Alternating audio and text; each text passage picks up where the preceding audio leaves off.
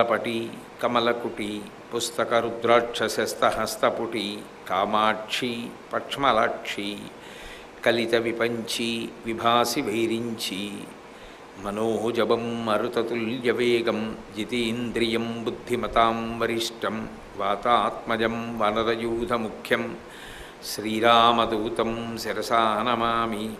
అపదామపహర్తారం దాతారం సర్వసంపదాం లోకాభిరామం శ్రీరామం భూయో భూయో నమామ్యహం.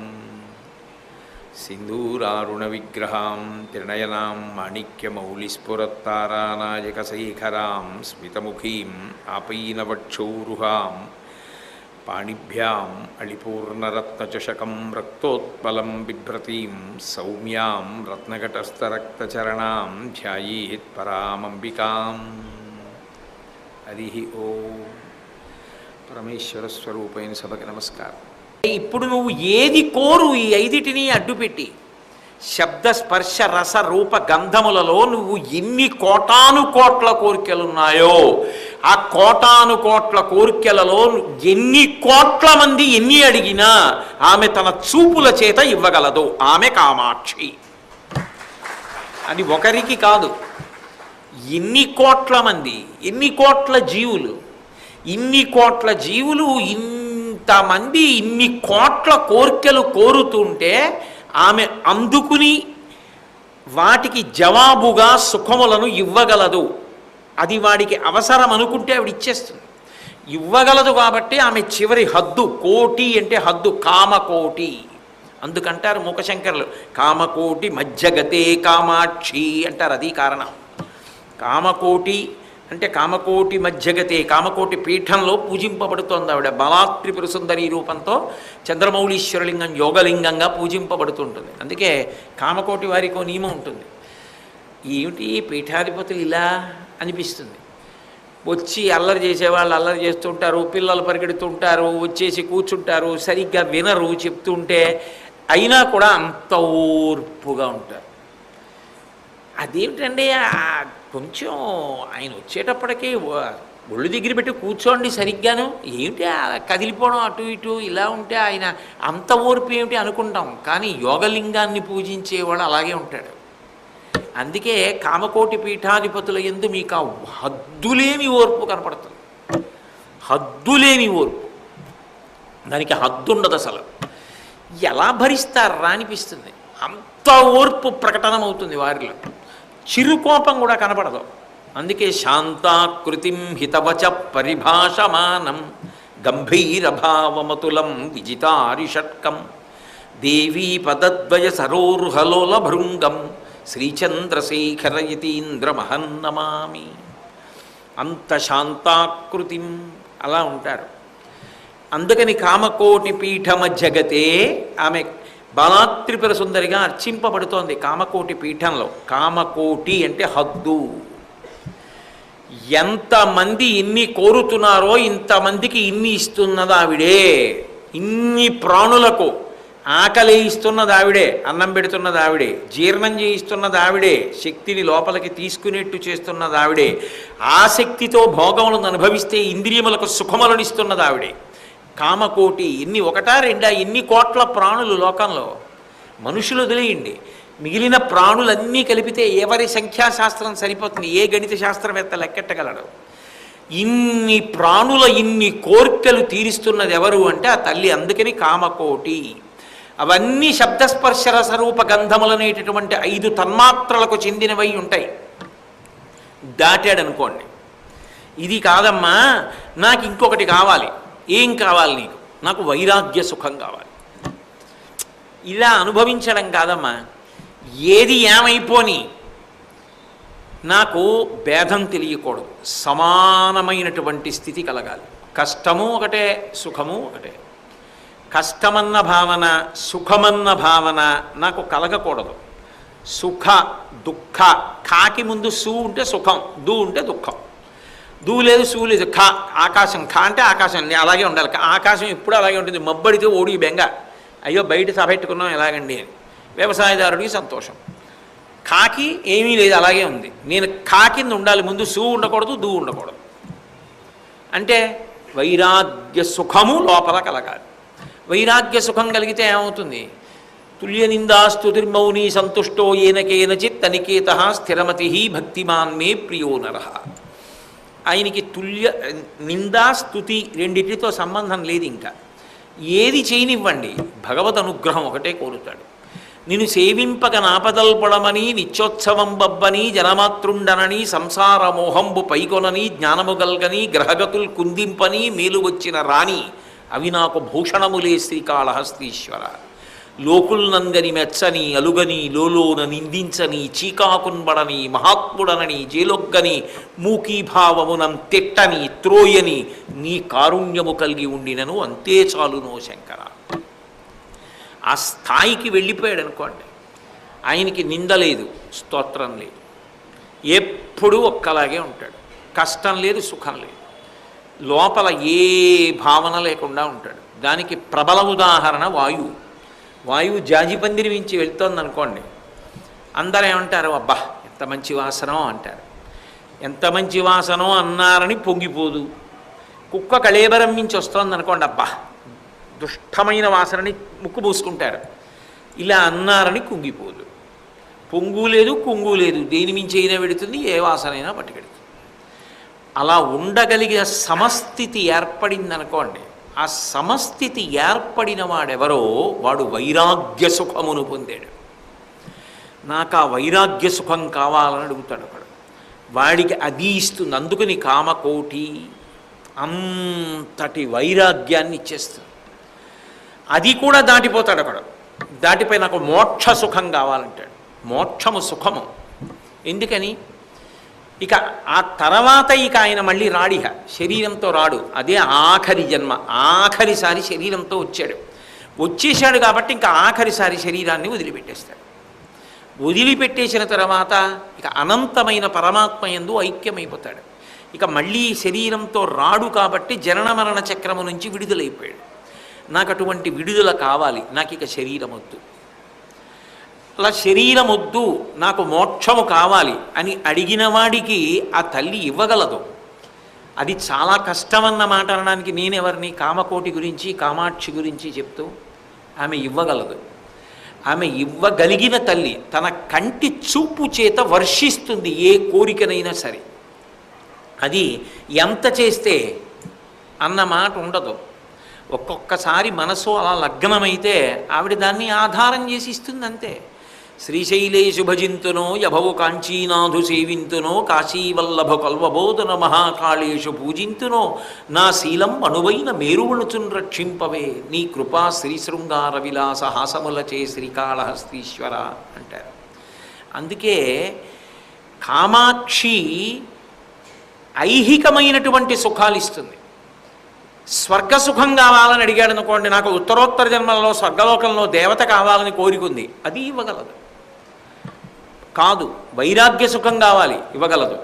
మోక్ష సుఖం కావాలి, ఇవ్వగలదు. నువ్వు ఏమడుగుతావు చెప్పు, కోటి హద్దు ఆమె ఇవ్వగలదు. నేను ఇవ్వలేనన్నది లేదు. ఇవి ఇచ్చేటప్పుడు పిలిచి చేతులతో ఇవ్వదు, చూపులతో ఇస్తుంది.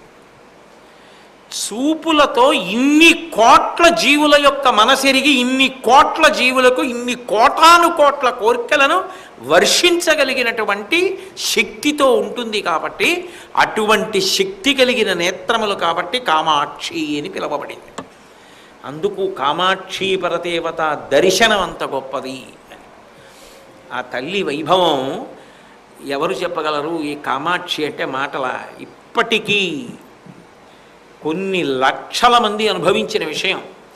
కామాక్షి ముందు కూర్చుంటే కళ్ళు తిప్పడం స్పష్టంగా కనపడుతుంది. అంతవరకు ఎందుకు, మీలోనే చాలామంది దాన్ని అనుభవంలో ఉన్నవారే.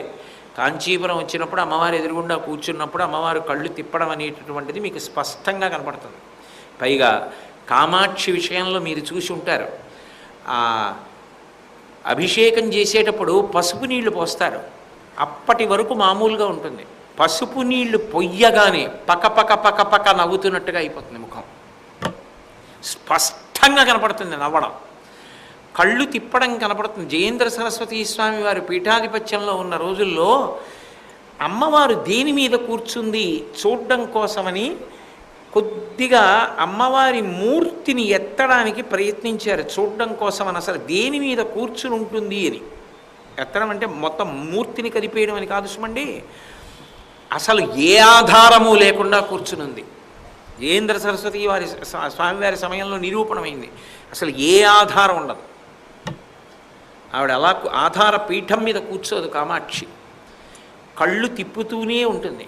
పిలిచిన వారికి పలుకుతుంది. ఇప్పుడు నేను చెప్తున్నది వింటోంది, మీరు వింటున్నది వింటోంది. ఆవిడ వినగలదు. అంత గొప్ప స్వరూపం కామాక్షి స్వరూపం. అందుకే దక్షిణాన ఉన్న ఏకైక మోక్షపురి. అయోధ్యా మధురా మాయా కాశీ కాంచీ అవంతిక పురీ ద్వారావతి చైవ సప్తైతే మోక్షదాయక. అటువంటి తల్లి కాబట్టి ఇంత శక్తి కన్నుల చేత అభివ్యక్తం చేస్తుంది కాబట్టి కామాక్షి. అంతేకాదు, సృష్టికర్త, స్థితికర్త, ప్రళయకర్త అని 3 రూపాలలో పరబ్రహ్మం కార్యాన్ని నిర్వహిస్తూ ఉంటుంది. బ్రహ్మ సృష్టికర్త, విష్ణువు స్థితికర్త, శంకరుడు హరుడు ప్రళయకర్త అని. సృష్టి స్థితి లయ అన్న 3గా ఈ లోక వ్యవహారములనన్నింటినీ పరబ్రహ్మం నిర్వహించేటప్పుడు 3 రూపాలు అవుతుంది. ఈ 3 రూపాలు అయినప్పుడు ఈ ముగ్గురికి అవసరమైనటువంటి శక్తిని తనలోంచి 3 రూపాలుగా అనుగ్రహిస్తుంది. అందుకే కామాక్షి. కామ అన్నప్పుడు కకార అకార మకారములు. క అంటే బ్రహ్మశక్తి, అ అంటే విష్ణుశక్తి. యో వేదాదవసర ప్రోక్తో వేదాంతే చ ప్రతిష్ఠిత అని. అ అంటే విష్ణుశక్తి, మ అంటే శివశక్తి, హరశక్తి. ఆమె సృష్టికర్త అయినటువంటి చతుర్ముఖ బ్రహ్మగారికి కావలసినటువంటి వేదములనన్నింటినీ సరస్వతీ స్వరూపంగా అనుగ్రహిస్తుంది. స్థితికర్త అయిన శ్రీ మహావిష్ణువుకి లక్ష్మిని అనుగ్రహిస్తుంది. లయకర్త అయినటువంటి హరుడికి ఆ హరశక్తిగా పార్వతిని అనుగ్రహిస్తుంది. ఇది చెప్పడానికే పోతన గారు భాగవతాన్ని ఆంధ్రీకరించే ముందు అమ్మలగన్నయమ్మ ముగురమ్మల మూలపుటమ్మ చాలా పెద్దమ్మ సురారులమ్మ కడుపారడి బుచ్చినయమ్మ తన్ను లోనమ్మిన వేల్పుటమ్మల మనంబున ఉండెడియమ్మ దుర్గమాయమ్మ కృపాబ్ధినిచ్యుత మహత్వ కవిత్వ పటుత్వ సంపదల్ అన్నారు. అమ్మలగన్నయమ్మ ముగురమ్మల మూలపుటమ్మ. ఏ ముగురమ్మలు? బ్రహ్మశక్తి అయిన సరస్వతి, విష్ణుశక్తి అయిన లక్ష్మి, హరశక్తి అయిన పార్వతి. ఈ ముగ్గురిని తనలోంచి సృజించి ముగ్గురికి ఇస్తుంది. ఆ 3 ఆవిడలోంచే వచ్చాయి. వాళ్ళ ముగ్గురు ఒకటే, 1 3 అవుతుంది. ఆవిడలోంచి 3 వెళ్ళి వాళ్ళల్లోకి ఎడతాయి. వెడితే వాళ్ళు సృష్టి స్థితి లయలు చేస్తూ ఉంటారు. కాబట్టి అమ్మ నువ్వే కాకి ఆకి మాకి సృష్టికి స్థితికి లయకి కావలసిన శక్తిని నీలోంచి ఇచ్చి వాళ్ళ చేత చేయిస్తున్నావు. ఇప్పుడు ఎవరో ఒక ఆయన ఒకటి చదువుకున్నాడు, ఆయనకు అధికారం ఇచ్చారనుకోండి మీరు, ప్రభుత్వం కాగితం మీద నువ్వు ఇది రేపటి నుంచి అని రాసి ఇచ్చింది. ఆయన వెళ్ళి నేను ఇందులో చేరిపోతున్నాను అని ఓ సంతకం పెట్టి కూర్చున్నాడు. ఆయనలో ఏం మార్పు వచ్చేది? ఆయన చెవులు మారిపోవడమో, ముక్కు మారిపోవడమో, కళ్ళు మారిపోవడం ఏముండవు. అలాగే ఉంటాడు. కానీ ఆ మరుక్షణం నుంచి అధికారం ఆయన యందు సంక్రమించింది. ఇప్పుడు ఆయన ఓ సంతకం పెట్టారనుకోండి, ఓ పని పెద్ద పని అయిపోతుంది. ఇంతకుముందు ఆయన ఎవరో, ఆయన్ని కలెక్టర్గా ప్రభుత్వం నియమించింది. ఆయన వచ్చి కూర్చుని నేను కలెక్టర్గా కర్తవ్యాన్ని స్వీకరిస్తున్నాను సంతకం పెట్టారు. ఆ తర్వాత ఆయన వెంటనే చూసి ఎవరో కడుపేదవాడు, ఇతనికి నేను 5 ఎకరాల భూమి ఇస్తున్నానని సంతకం పెట్టారు. ఇప్పుడు ఆయన యందు శక్తి ప్రవేశించింది. ఆయన సంతకంతో తనకు 5 ఎకరాల భూమి వెళ్ళిపోయింది. అమ్మవారు సృష్టి శక్తిని ప్రవేశపెడుతుంది. చతుర్ముఖ బ్రహ్మ అవుతాడు. సరస్వతీ కటాక్షంతో వేదములను 4 ముఖాలతో చదువుతూ సృష్టి చేస్తాడు. స్థితికర్త.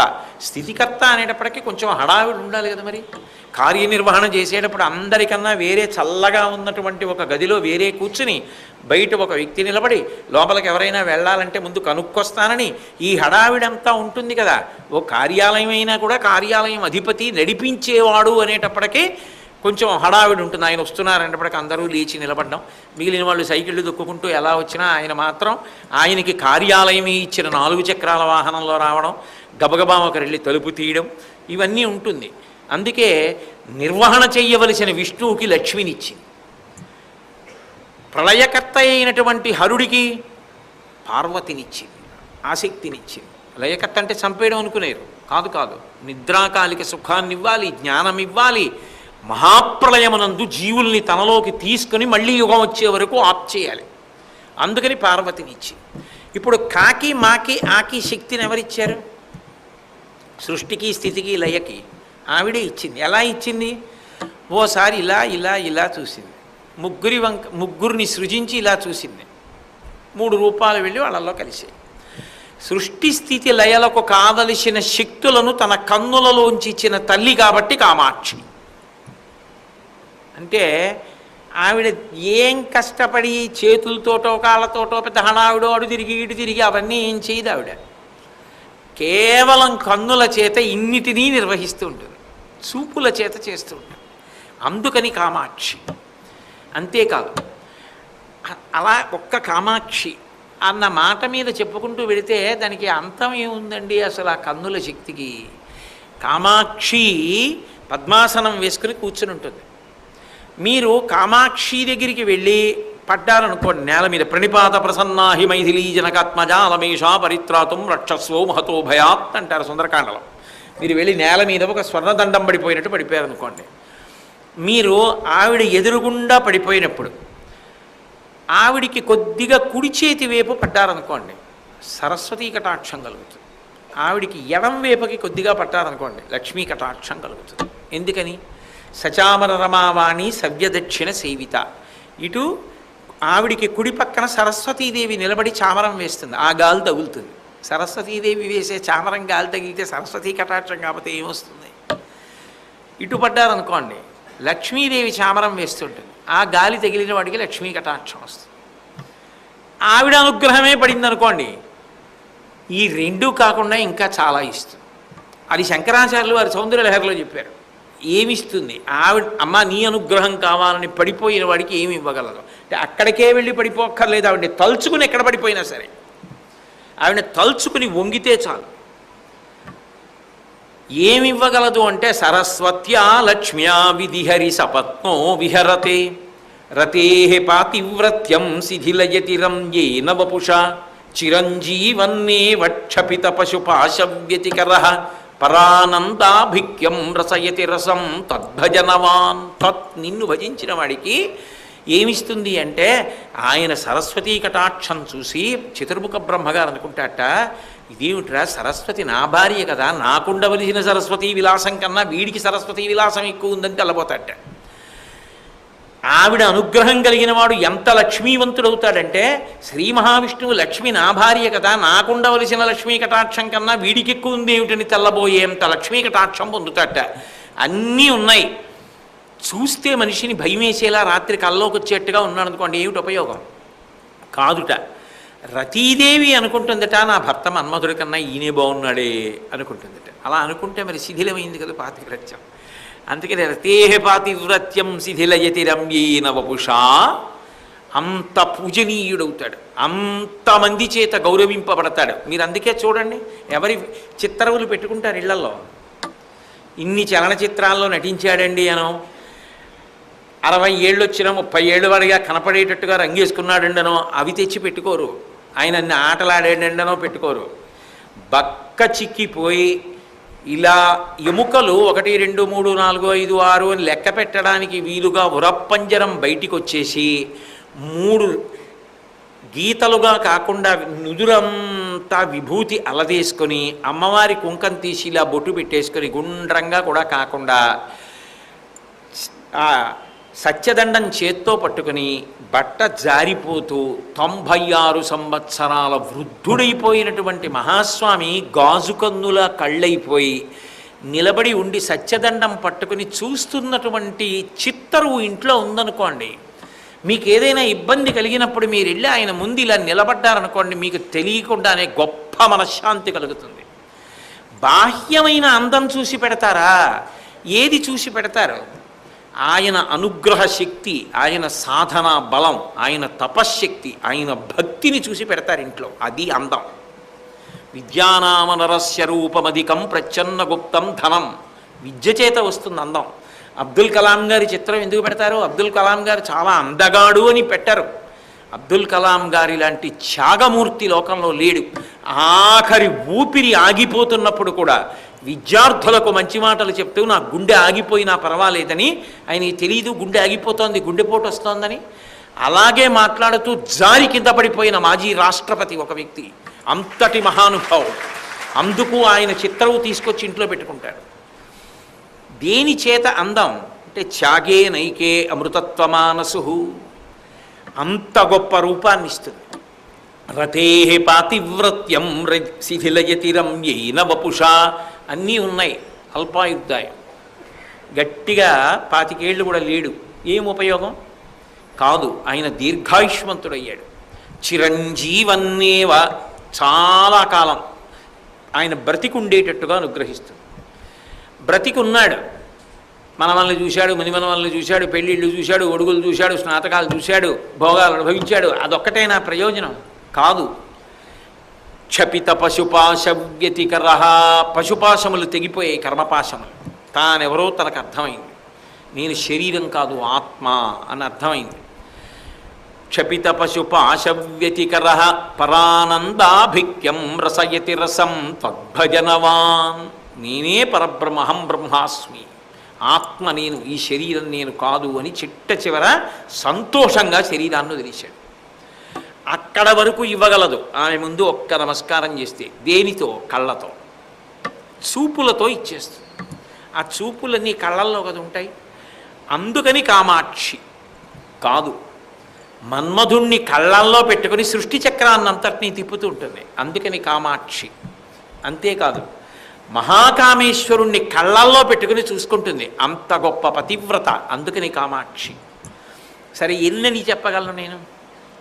మీరు ప్రాజ్ఞులు, మీకు తెలియక కాదు అలా వింటూ ఉంటారంతే. కాబట్టి కామాక్షి అంటే అక్షి సంబంధంగా, చూపుల సంబంధంగా అంత శక్తి కలిగినటువంటి తల్లి. అందుకే అసలు లోకంలో చూపుల యందు ఎన్ని శక్తులు ఉంటాయో అన్ని శక్తులు ఆమె చూపుల యందే ఉన్నాయన్నారు శంకరాచార్యులు వారు. ఆయన సౌందర్యలహరి చేస్తూ ఒక అద్భుతమైన శ్లోకం చేశారు. విశాల కళ్యాణి స్ఫుటరుచిరయోధ్యా కువలయై కృపాధారాధారా కిమపి మధురా భోగవతిక అవంతి దృష్టిస్తే బహునగర విస్తార విజయ ధ్రువం తత్తన్నామవ్యవహరణ యోగ్యా విజయతే అన్నారు. ఆ శ్లోకాన్ని ఒక్కొక్కసారి చూసినప్పుడు ఒక్కొక్క అర్థం వస్తుంది అందులోంచి. ఒక మహారాజు ఉన్నాడు అనుకోండి, ఆయన ఏదో దిగ్విజయ యాత్రకు బయలుదేరాడు అనుకోండి. కృష్ణదేవరాయల వారు హంపి విజయనగరం రాజధాని, కన్నడ దేశం దగ్గర నుంచి బయలుదేరాడు. ఇప్పుడైతే బయలుదేరి ఆయన ఇలా ఇటువైపుగా వచ్చి విజయనగరం ఇవన్నీ దాటి ఒరిస్సా వైపు వరకు దిగ్విజయ యాత్రకు వెళ్ళాడు. వెళ్ళినప్పుడు ఇవన్నీ గెలిచాడు ఆయన. కానీ కొన్ని చోట్ల జయస్తంభాలు వేశాడు. మీరు సింహాచల క్షేత్రానికి వెళ్ళారనుకోండి, సాహితీ సమరాంగణ సార్వభౌమ, లలిత కళాప్రియ, కవి పండిత పోషక, విద్వత్కవి, రాజాధిరాజ శ్రీ శ్రీ శ్రీ కృష్ణదేవరాయల వారు ఉత్తర దిగ్విజయయాత్ర సమయంలో ఇక్కడ వచ్చి స్వామివారికి సమర్పించినటువంటి కానుకలు అని వరుసగా రాసి ఉంటాయి. ఇన్ని బంగారు పళ్ళాలు, ఇన్ని వెండి పళ్ళాలు, ఇన్ని కంకణాలు, ఇన్ని కేయూరాలు అని. అంటే ఆయన ఒక్కొక్క చోట జయస్తంభం నాటాడు. అంటే ఆయన దిగ్విజయయాత్ర గుర్తుగా ఆ ప్రదేశం నిలబడిపోయింది. అమ్మవారి దృష్టి అంతటా తిరుగుతూ ఉంటుంది, అంతటా చూస్తూ ఉంటుంది ఆవిడ. అందుకే ఎప్పుడు కదులుతుంటాయి కళ్ళు. అలా కదులుతున్న కళ్ళతో చూస్తున్న ఒక్కొక్క చోట ప్రత్యేకంగా చూసింది. ఒక రాజు అంతటా ఆక్రమించిన కొన్ని చోట్ల జయస్తంభాలు వేసినట్టు. అలా ఆమె చూపు ఎక్కడ పడిందో అది ఒక ప్రత్యేకతని సంతరించుకుంది. విశాల అని ఒక నగరం ఏర్పడింది. విశాల అంటే ఆ నగరం బదరీ క్షేత్రం అంటాం కదా, అందుకే జై జై బదరీ విశాల్ అంటుంటారు. బదరీ విశాల్ అంటే విశాల క్షేత్రము అని, దానికి పౌరాణిక నామం విశాలానగరం. ఆ క్షేత్రమునకు అంత శక్తి రావడానికి కారణం అమ్మవారి యొక్క చూపు అక్కడ కేంద్రీకృతం కావడం. విశాల కళ్యాణి, విశాలమైన చూపు అని ఒక అర్థం. కళ్యాణి సమస్త కళ్యాణములకు కారణం, అంటే అన్ని మంగళములను ఇవ్వగలిగినటువంటి చూపు. అటువంటి చూపు చూస్తుంది. కాబట్టి కళ్యాణి. ఆవిడ అలా చూస్తే కర్ణాటకలో బీదర్ అని ఒక నగరం, కళ్యాణ చాళుక్యులు అని పరిపాలించారు. ఆ బీదర్ నగరం ఇప్పుడు ఏదైతే ఉందో అది కళ్యాణీ నగరం పౌరాణికంగా. అందుకే విశాల కళ్యాణి స్ఫుటరుచిరయోధ్యాకువలయై. అయోధ్య అంటే ఏ నగరాన్ని శత్రువులు స్వాధీనం చేసుకోవడం సాధ్యం కాదో అటువంటి నగరాన్ని అయోధ్య అని పిలుస్తారు. ఇక్ష్వాకుల రాజధాని, రామచంద్రమూర్తి యొక్క జనన ప్రదేశం అయోధ్య. అటువంటి శత్రు దుర్భేద్యమైనటువంటి స్థితి అయోధ్యకి కలగడానికి కారణం ఆమె యొక్క కంటి చూపు అక్కడ పడింది. ఆ కోణంలో అటువంటి విభూతితో పడింది. పడితే అయోధ్య నగరం వచ్చింది. విశాల కళ్యాణి స్ఫుటరుచిరయోధ్యాకువలయై కృపా ధారా ధారా. ఎంత అందంగా పడతాయో! ధారాధార, ధార ఆధార, కృపాధారకు ఆధారం ఆమె నేత్రములని. కృపాధార పడుతూ ఉంటుంది. ధారానగరము అని దేన్ని పిలుస్తారు? భోజరాజు గారు పరిపాలించిన ధారానగర ధర్మ సామ్రాజ్య ధనకనక వస్తువాహన నిధి నిక్షేప పర్వత బిలాంతర పాతాళ గృహ రహస్యంబు అని వర్ణిస్తారు. ఆ భోజరాజు గారు పరిపాలించినటువంటి ప్రాంతం కాబట్టి దానికి ధారానగరం అని పేరు. అక్కడ అంత కవితా ధార, అన్ని దానాలు. భోజరాజు అంటే భోజరాజే. భోజకాళిదాస్ చరిత్రలో మీ అందరూ వినే ఉంటారు అవన్నీ. అంత గొప్పతనం ఎందుకు వచ్చింది అంటే ఆమె అటువంటి దృష్టితో చూసింది. అందుకని అది ధారానగరముగా అక్కడ సువ్యవస్థితమైంది. కృపా ధారా ధారా కిమపి మధురా. మధుర అని ఒక క్షేత్రం మీ అందరికీ సుప్రసిద్ధమే. మధురై దక్షిణ దేశంలో ఉంది. మీనాక్షి మధుర ఉత్తర దేశంలో ఉంది. ఆ క్షేత్రానికి ఆ పేరు రావడానికి కారణం ఏమిటంటే ఆవిడ చూపులు అంత తీయగా ఉంటాయిట. అక్కడ అంత సంతోషకారకమైన విషయములన్నీ మనసుని రంజిల్ల చేసేటటువంటి ఉంటాయిట. కృష్ణలీలలు అవి లేవు ఇక్కడ. పోని మీరు మధురై మీనాక్షి లీలలు మధురా నగరాన్ని ప్రధానంగా చెప్తారనుకోండి ఉత్తర భారతదేశంలో. కాబట్టి కిమపి మధురా భోగవతికా. భోగవతి అని చెప్పి ఒక నగరం. ఇప్పుడు అది గుజరాత్లో కాంబే. గుజరాత్లో కాంబే నగరాన్ని ఒకప్పుడు భోగవతి అని పిలిచేవారు. ఎందుకని అంటే అసలు అనుభవించవలసిందే జీవితంలో అన్న గొప్ప దృష్టిపాతం అక్కడ పడింది. అందుకనది భోగవతిగా. అనుభవించవలసిందే అని అందరు అంటారు. అనుభవించాను అనగలిగిన వాడు ఒక్కడే ఉంటాడు. అన్ని కోణాలలో అనుభవించాను అన్నవాడు శంకరుడు ఒక్కడే. అమ్మ చూపుగా అనుభవించాలి అని అందరూ మిగిలిన వాళ్ళు అంటారు. అందుకని భోగవతిక. అవంతి. అవంతి అంటే ముత్తుస్వామి దీక్షితారు వారి కీర్తనల్లో ముద్ర ఉంటుంది చిట్ట చివర. మామవ అంటారు. మాం అంటే మమ్ము రక్షించు మామవ అని. అవంతి అంటే ఉజ్జయిన్. ఇప్పటికీ కూడా మహాకాలుడి క్షేత్రం. నిర్మాల్యంతో మళ్ళీ పూజ స్వామికి. పొద్దున్నే శవభస్మ తీసుకొచ్చి అభిషేకం చేస్తారు. అప్పుడే తాజాగా కాల్చినటువంటి శవభస్మ కాపాలికుడు మూట కట్టి పట్టుకొస్తాడు. పట్టుకొచ్చి శివలింగం మీద పెట్టి చేత్తో కొడుతుంటే ఆ భస్మ అంతా అభిషేకం కింద పడుతుంది. అది చూడడం కోసం ఎక్కడో ప్రపంచవ్యాప్తంగా వస్తారు ఆ అభిషేకం చూడడం కోసం. అది అంత గొప్ప, అదో గొప్ప విశేషం. ఆ మహాకాలుడి యొక్క విశేషం చెప్పుకున్నప్పుడు చెప్పుకోవలసిన విషయం. ఆ మామవ రక్షణ దొరుకుతుంది అక్కడ. అందుకే అక్కడ లేనివి లేవు. అసలు మీరు ఉజ్జయిని వెడితే చూడడానికి ఎన్ని రోజులైనా ఉండొచ్చు, ఎన్నైనా అనుభవించవచ్చు. మహాకాళీ దేవాలయం ఎక్కడ కాళిదాసు గారికి బీజాక్షరాలు రాసిందో మహాకాళీ దేవాలయంలో మధ్యాహ్నం పొట్లు ఇచ్చే మంగళ నీరాజనాలు చూడడం చాలు, అంత గొప్పగా ఉంటుంది. అబ్బో ఎన్ని దేవాలయాలు! సందీపని మహర్షి గురువుగారు అక్కడే కృష్ణ భగవానుడు చదువుకున్నాడు. ఎన్ని విశేషాలు ఉజ్జయిన్! అసలు ఎన్ని మాటలు వెళ్ళినా తనివి తీరదు. అంత గొప్ప క్షేత్రం. రక్షణనిస్తుంది కాబట్టి ఆ శక్తి అమ్మవారి చూపు ఆ కోణంలో పడింది అక్కడ. అందుకని మామవ రక్షణ ఉజ్జయిన్. అందుకని కృపా ధారా ధారా కిమపి మధురా భోగవతిక అవంతి దృష్టిస్తే బహునగర విస్తార విజయ. చిట్ట చివరి 8వ నగరం విజయ. విజయ అంటే విజయనగరం. విజయనగరం అంటే మనకి దగ్గరలో ఉన్న విజయనగరం కాదు. ఎత్ర యోగేశ్వర కృష్ణో ఎత్ర పార్థో ధనుర్ధర తత్ర శ్రీ విజయోభూతి ధ్రువానీతిర్మతిర్మమ. మంగళాశాసనపరై మదాచార్య పురోగమై సర్వైశ్చ పూర్వైరాచార్యై సత్కృతాయాస్తు మంగళం.